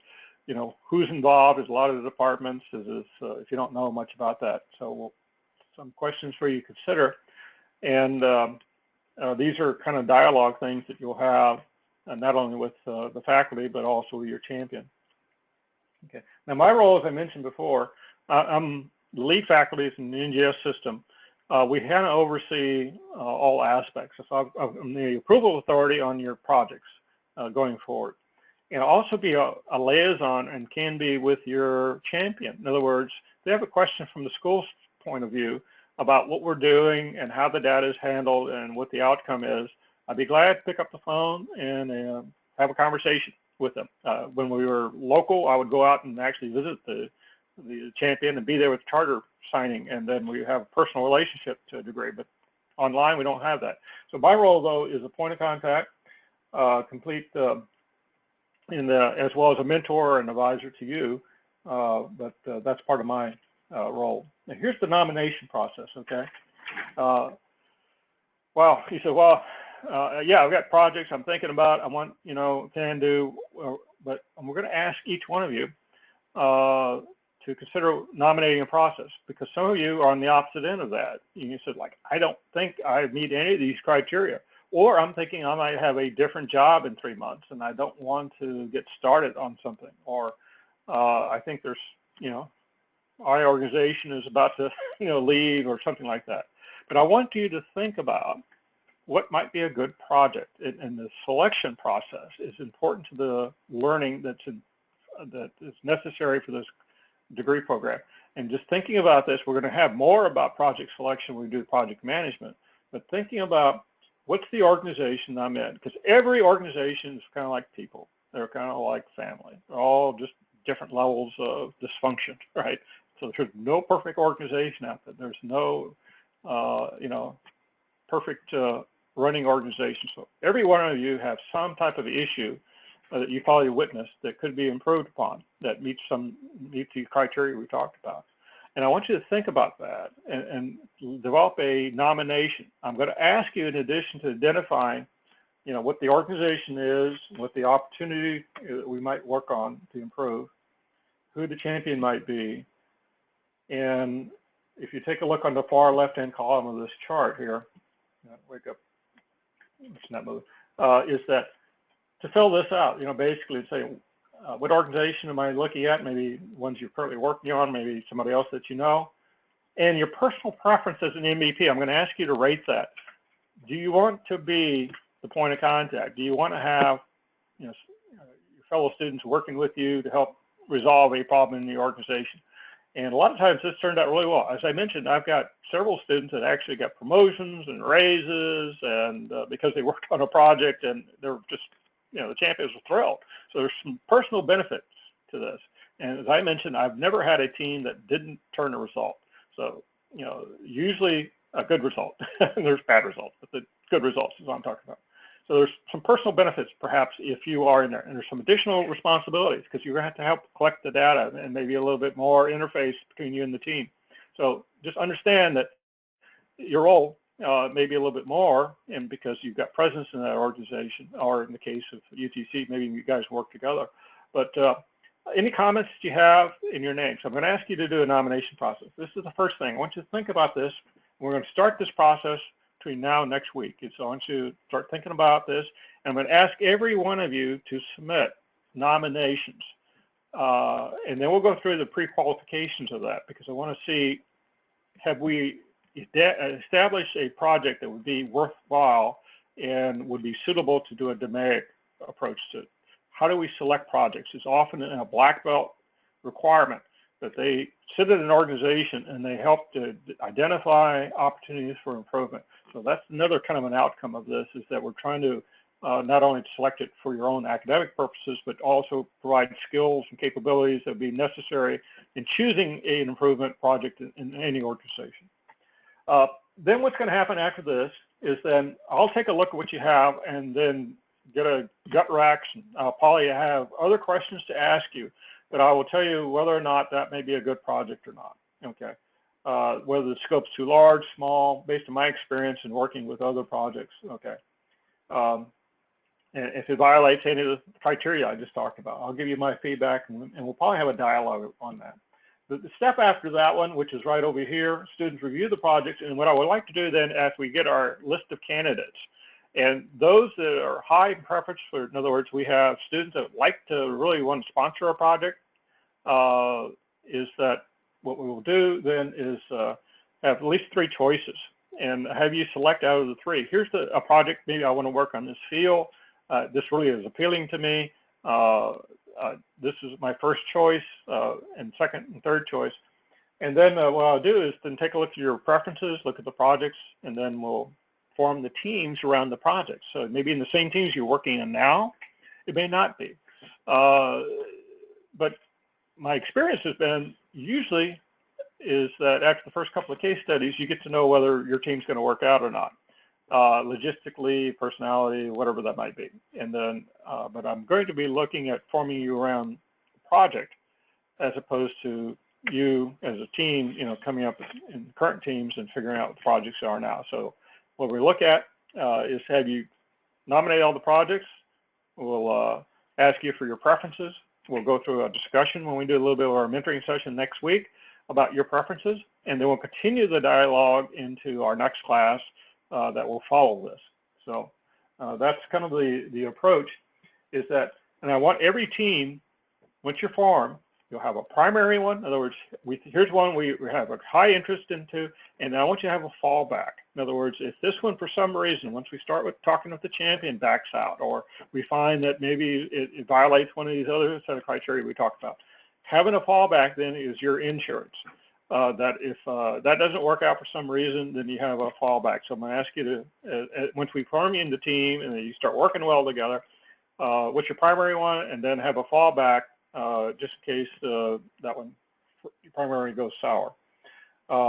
And so here's the learning objectives is that you have to apply team dynamics to this. You're going to have to learn how to scope a problem, talk with a champion, bring that information back, and so all these are important skills. Okay. Let me transition again. Hopefully, hold your questions. I'm going to spend some time. I'll hang on after this to anything that you may have. I know I'll give you a lot of information to digest, but hold on for a minute. Let me just talk about the assignments and what's upcoming, and then I'm going to circle back and open the floor back to the discussion around the MVPs. Is that here's the assignment we'd like for you to do.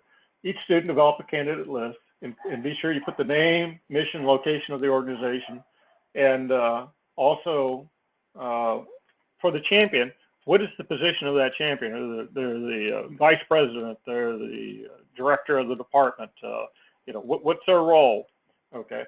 And what the department is. If it's logistics, manufacturing, tool, oversight, whatever that might be. This is the senior champion we are talking about. What needs to be improved? Just succinctly, what's the issue there? We need to improve throughput with widgets that we make. We need to improve the billing cycle. We need to, whatever that might be. You don't have to go into a great amount of detail, but try to provide enough descriptions that somebody will read it, we know what you're talking about. Then what's your preference on working on this project? Is it very high, a 1, that that this is something that I'm really interested in, I'm really excited about, this is a great opportunity, I'm kind of wishy-washy, medium, or just no, this is very low for me. And then review other students' input. So once we collect this information, what I'd like for you to do is then we're going to publish it back out. Send in your initial recommendations. I'm going to ask you to try to consider this. I know we got Easter coming up. We'll have a discussion with it next week. We'll be doing it. So I want you to think about the projects, do a nomination, and then we'll have a chance to have a little bit more of a dialogue the next webinar talking about that. The other thing we want to do, in addition to this project, is your final presentation, which is the neighborhood pizza study. If you go, this is a case study that is in your as a handout. It's actually in the slides here. It's not in the text. St. Luke was in the text. This one's in the slides that we're about to. There's a scenario to it. It's about a small business. And your role within the teams, in the current teams you're in right now, the ones that you worked in St. Luke, will be the ones you work again on this one. So I want you to go through another iteration of a project in the same teams you are now. And that your role is really as a consultant, okay? And that you're going to have to address a few things to help improve a mom and pop operation. This is a small business, and you can provide some recommendations based on the scenario, okay? What I would like for you to do then, as a team, you'll get together and come up with some solutions based on this format here. Here's again the nomination part thing that you need to put in. I want if you will, every student, if you would, as soon as you can, send this in to me, a nomination form. This is a slide, so just take this slide, fill in your project. If you have more than one project that you want to nominate, and maybe different parts of the organization. Sometimes students have 3 or 4 things that they think may be worthy. More the merrier, but at least one nomination from each student. Okay. I will compile these, and then I'll provide back information for you as a group to review. Okay. And then in addition to your describing that one nomination, what your choice about that is. Okay. What your choices of the project. This will be after you review the other students' inputs, you'll be nominating this. So wait till I get everything in, I'll send you out that first sheet consolidated, and then what I'll ask for you to submit to me back is your choices. Okay. This is the project for Neighborhood Pizza. Read the scenario. Okay. It's about a mom and pop pizza place, right? They got a little place in a strip mall, and they do, just read the scenario. Okay. They got problems with missing times for deliveries. They got crew that's high school students. They got customer ratings from Google and Yelp. And read through the scenario. And really at the bottom there is that their sales the last 6 months, okay, been decreasing. They've been seeing a steady decrease in sales. Okay. And they don't really know what to do. So your job as a team is to figure out how to help mom and pop here who own this pizza place, how to get back into a successful mode, and what are the recommendations. And we want you to do a couple of things. One, pick the scenario and fill out these things, delete these purple things. Okay. What's the process for delivering a pizza? Okay. And some of you may never seen a pizza place and a process in there. There's not enough information in the scenario to describe that. There's some in there, but develop one. Okay. If you have ever worked in a fast food place, maybe you can use your expertise. But I want you to develop a flow chart. The outcome of this is to see if you can take a flow chart and put it together, and just imagine how, from the time they put an order in, if you will, about how the pizza ordering happens. Okay, how do they get the order? What do they do with the order to turn that order into a pizza and put it into a delivery mode? So just lay out a flow chart that describes that, a graphical flow chart. Again, this is a team project. Okay, and here's the description for that. Okay, the other one is then how does the flow chart identify? Okay, how would you use the flow chart? What would be the things you would consider improving in that flow chart to help that pizza place be more successful? And this is a question about core values. What do you think maybe is what this pizza place is violating or not showing very strongly? What core values could they maybe improve upon? So those are the questions back. Same core values we talked about in Baldrige. Which ones you saw very evident or recommendations for them to improve? Okay. And what are the quality tools? Because the other part of this course is really reading the TAG textbook, getting familiar with various quality tools. We can give you more about that. But I want you to think about, just like you did in the case study for St. Luke, what tools would you use that may be helpful in providing recommendations back to the owners? You don't have to actually develop the tools. You don't have to, if you're going to want to do a Pareto chart, no, you don't have to do that. You are required to do a flow chart, but just name them. Which one would you use? What tools might you consider in this point in helping out the mom and pop? What quality tools? And you have to, again, use the TAG book as a reference, but we're looking at, one, it tells me your experience level, what you're familiar with, whether you selected the right tools for the job, and we'll have a discussion about that. Okay. And any feedback from you as a slide is the last one here, is that any issues or concerns that I need to know about in the current teams that you have. So that'd be the final 1 or 2 slides within that presentation. So I know we covered a lot about a whole bunch of stuff. So let me stop and see what questions you may have, either on the assignment or the process that we've described for the MVP nominations. The floor is back to you.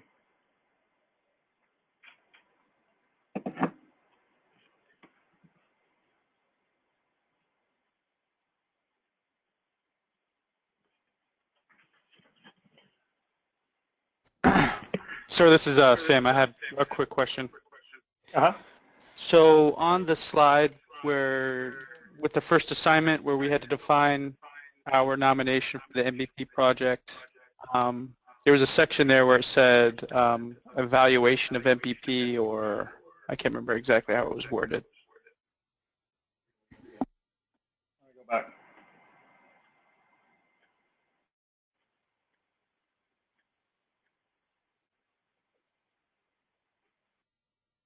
Okay. Okay. Evaluation is a DMAIC project. So is that just our evaluation as to how we feel this project that we nominate would fit into DMAIC? Right. Okay.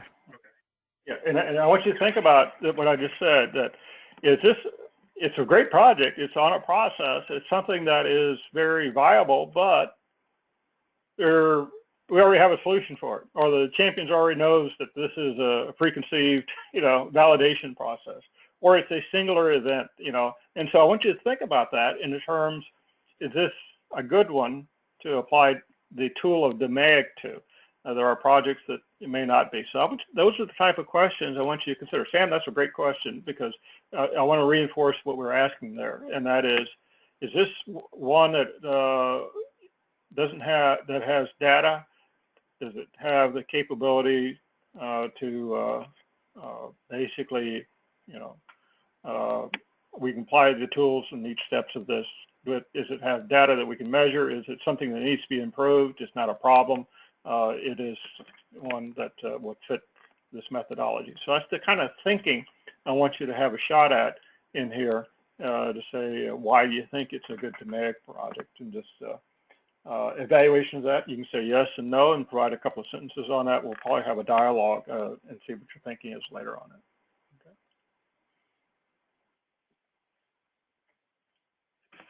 Okay. Sam, did we cover the base here with you? Yeah, that covered it. Thanks.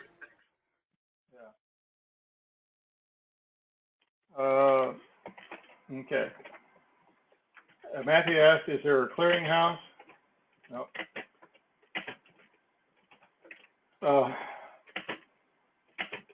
These are all, and it's been in the long history of the school, all the projects have been developed from the students. So it's a bottoms up, students generate, not a top down. A lot of times in organizations, they have a very sophisticated selection process about projects. Not the case here. We want to work on something that students have vested interest in. As I mentioned, at one time they were thinking about maybe contacting not-for-profits and getting a list of local, organizations. So you kind of like do charity work, like, help to improve some organizations improve women's shelters, or involved with charitable Salvation Army type of activities that have been nominated before. And but we don't have a list of those. So we don't have anything that in NGS that says, yep, we're going to provide that to you.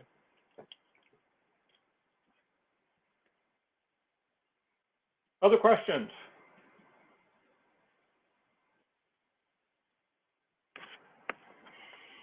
Okay, how many of you are sitting there and stunned, mouth agape, and said, what? So let me just review. There's a two-part. There's an individual part that you need to do for next week. Like if you get these in, email them or upload them to the portal. Either way, be sure you fill out this on your project nomination as soon as you can, because what I would like for you to do, it'd be helpful if you get them in like Tuesday of next week, earlier, so I can have a chance to review and compile them for our Wednesday session. So Wednesday we'll talk about them, go over them in joint, and so clarify any questions. I'm going to put them to the portal so you have a chance to take a look at them. And then what we'll do then, have a joint session so you can kind of then go to the second part of this, which is then of these projects, which ones that you may want to be a part of. So you have a chance to look at them, ask some questions. We'll put them up in the portal as well so that you have the capability to ask, interchange with each other that information. And then the other part of this assignment, which is the case study, is the team assignment. And I know this is going to be really challenging because many of you over Easter have, well, other things to do, family things. That's a priority. And I know this may be a difficult timing of this project just because of the time in here. And let me just say, we're going to have the opportunity to talk about the nominations, a little bit about this. We can go over the St. Luke and some other things. If for some reason that your team's going to be on travel, you got family plans, you're not going to be able to meet the time, get together with your team and discuss that. And what we might be able to do, if you need some leeway with that, we're going to be meeting the week after that following our next course. So I've got some flexibility in here. So if the time frame for this, we're looking at, having it done by next Wednesday, but we have some flexibility to do this and have the team assignments. If you got any conflicts in there that you wanted to look at, have an extension on it, let me know and send me an email, and then we'll see what we can do, because I do feel strongly that the core value that was listed there about having fun and having work over this Easter sometimes makes it very difficult. But each of you have different circumstances, so think about that and get on to the task. And if you need or would like to extend that beyond Wednesday for the team part, let me know. And then I really do need your individual inputs on the projects as soon as you can, though. So let me stop. And again, any other here formally, I'll hang on if you have individual questions because we're at time. Thank you for your attention. Appreciate you hanging in to this late hour, and be glad to